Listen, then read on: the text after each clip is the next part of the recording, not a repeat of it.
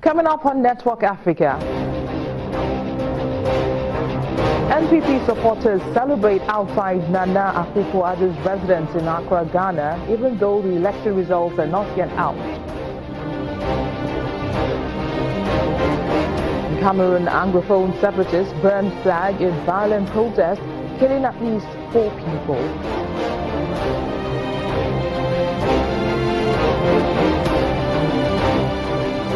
And later, we'll look at how STEM courses can help aid tech development in Nigeria.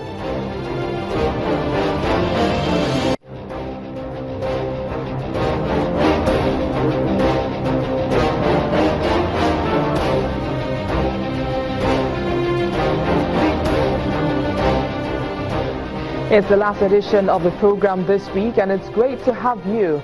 I am Bisi Adebayo. The winner of Ghana's presidential election is yet to be announced, but that isn't stopping NPP supporters from celebrating outside Nana Akufo-Addo's residence in Nema, Accra. They believe their candidate has won. 2 Ghanaian radio stations are reporting that Ghana's opposition leader, Nana Akufo-Addo, has won the presidential election. Meanwhile, Ghana's President John Mahama has said that he'll respect the outcome of the tightly contested election. Ghana's main opposition leader, Nana Akufo-Addo, had said he was quietly confident he had defeated President John Mahama in the December 7 election, and said his new patriotic party, that's the NPP, had also taken a majority of seats in parliament. The opposition insists that it had tabulated results from constituencies and based its confidence on those figures.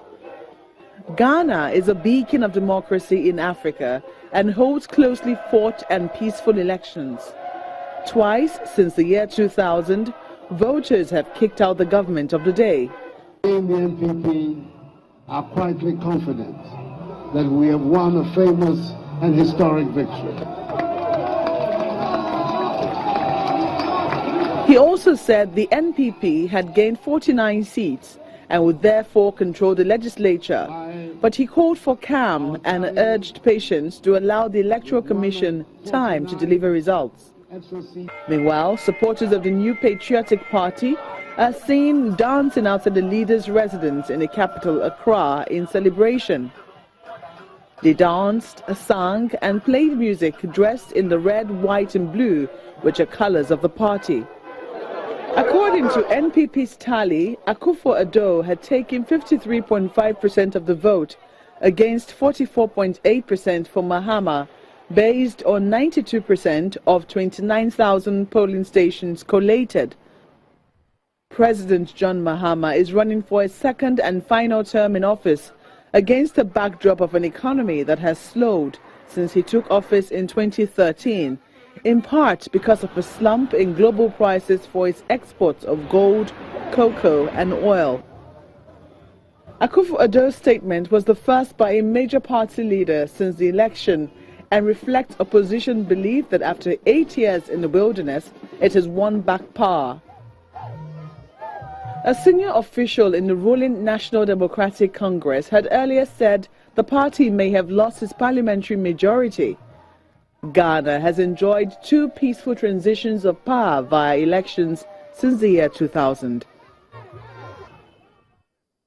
Now, while Ghanaians await the results of the presidential polls, top political leaders in Somalia have again postponed their country's presidential election.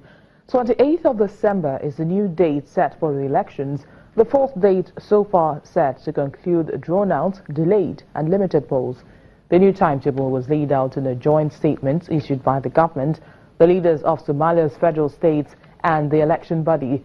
It said parliamentary elections underway since October must be completed by the 14th of December, with the election of speakers of the lower and upper houses on the 22nd of December and the vote for a new president on the 28th.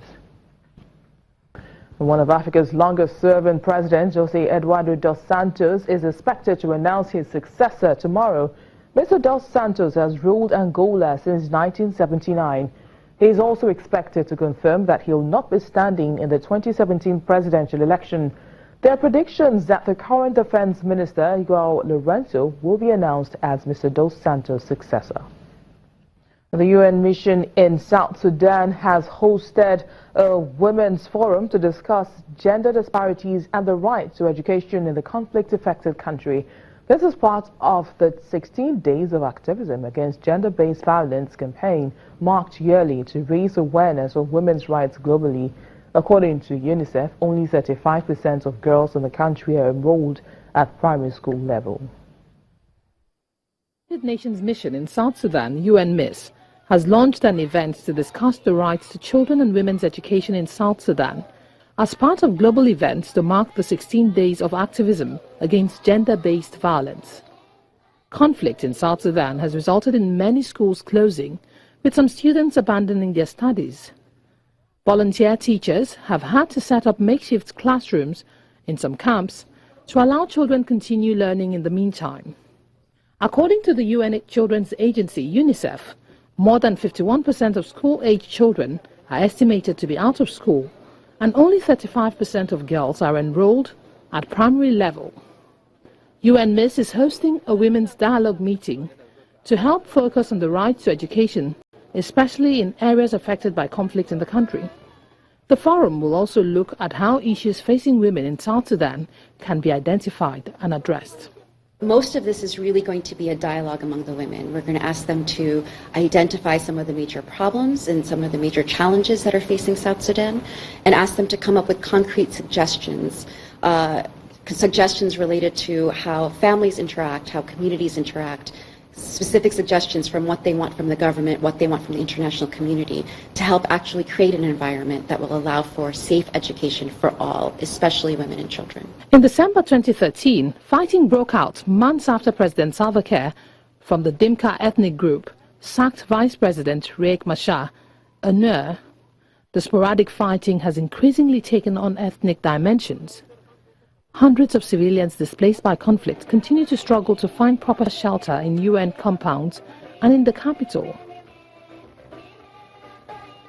But women across the country are being subjected to sexual slavery, tied to trees and gang raped, or passed from house to house by soldiers, according to UN officials who said rebels were also committing atrocities. Women have been sitting at home, hiding things even if their husband beat them. They tend to pretend that they are okay in their houses, but they are not okay. This dialogue will help us because today we know women will come up with a lot of issues that they are facing in their homes. And we also want them to at least give us recommendations so that the government and the UN will help us implement. 3 in 5 women in UN-administered protection of civilian sites around the capital, Juba, experienced rape or sexual assault, according to a 2016 report by the UN Population Fund. The sites are meant to offer safe shelter for civilians. UN human rights investigators have warned that increasingly brutal attacks on women are an integral part of spreading ethnic cleansing. They said the violence could spill into genocide.